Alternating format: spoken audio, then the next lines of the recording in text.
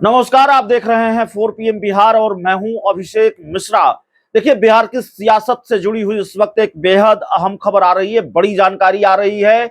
बिहार विधान मंडल का बजट सत्र चल रहा है और बजट सत्र के दौरान ही ये ब्रेकिंग न्यूज आ गई है कि बिहार विधानसभा के जो उपाध्यक्ष हैं महेश्वर हजारी, उन्होंने इस्तीफा दिया है। महेश्वर हजारी के इस्तीफे के बारे में हम आपको विस्तार से बताएंगे, लेकिन आपने देखा होगा कि इस बजट सत्र की शुरुआत फ्लोर टेस्ट से हुई थी और जो तत्कालीन स्पीकर थे विधानसभा के अवध बिहारी चौधरी, उनके खिलाफ जब अविश्वास प्रस्ताव पर चर्चा शुरू हुई तो महेश्वर हजारी अध्यक्षता करते नजर आए थे सदन में।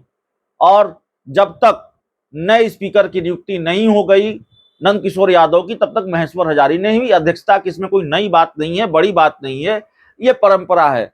तो महेश्वर हजारी जो विधानसभा के उपाध्यक्ष थे, उन्होंने अपने पद से इस्तीफा दे दिया है और विधानसभा सचिवालय की ओर से अधिसूचना भी जारी हो गई है इसको लेकर। इस अधिसूचना में कहा गया है कि महेश्वर हजारी उपाध्यक्ष बिहार विधानसभा ने दिनांक 21 फरवरी 2024 के पूर्वाह से अपने पद का त्याग कर दिया है। महेश्वर हजारी जनता दल यू से कल्याणपुर विधानसभा क्षेत्र से विधायक हैं।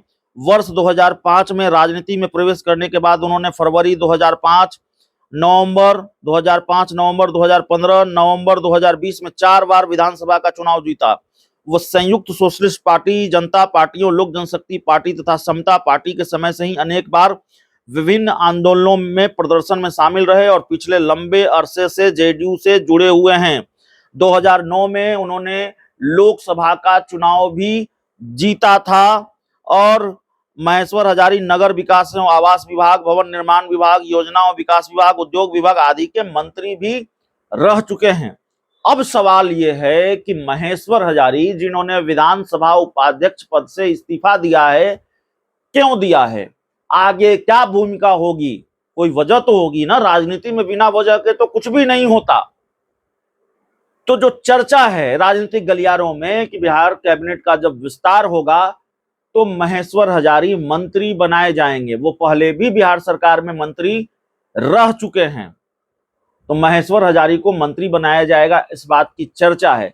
लेकिन हमारे पास जानकारी यह भी है कि महेश्वर हजारी मंत्री बनाए जाएं, इससे ज्यादा इस बात की संभावना है कि वो लोकसभा का चुनाव समस्तीपुर से लड़ें।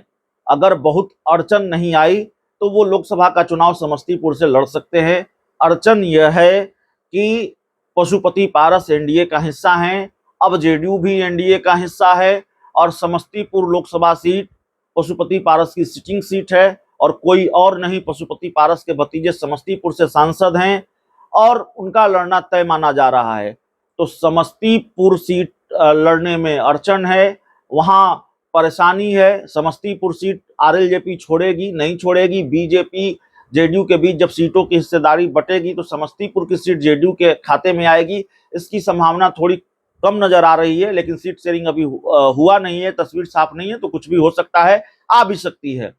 तो लोकसभा का चुनाव लड़ना है महेश्वर हजारी को और लोकसभा का चुनाव लड़ने में दिक्कत आई तो वो बिहार सरकार में मंत्री बनाए जा सकते हैं, क्योंकि कैबिनेट का विस्तार भी होने जा रहा है। ऐसी संभावना है, कैबिनेट विस्तार होने की संभावना भी है। कैबिनेट विस्तार की जब हम बात करते हैं तो फिर सस्पेंस हो जाता है कि होगा कि नहीं होगा, क्योंकि चर्चा इस बात पर भी है कि विधानसभा के चुनाव ही होने हैं। ऐसे में कैबिनेट विस्तार तो और लटक सकता है, अटक सकता है, हो सकता है हो ही ना। लेकिन अगर होगा तो महेश्वर हजारी मंत्री बनाए जाएंगे, नहीं तो वो लोकसभा का चुनाव लड़ेंगे। बहुत बहुत धन्यवाद।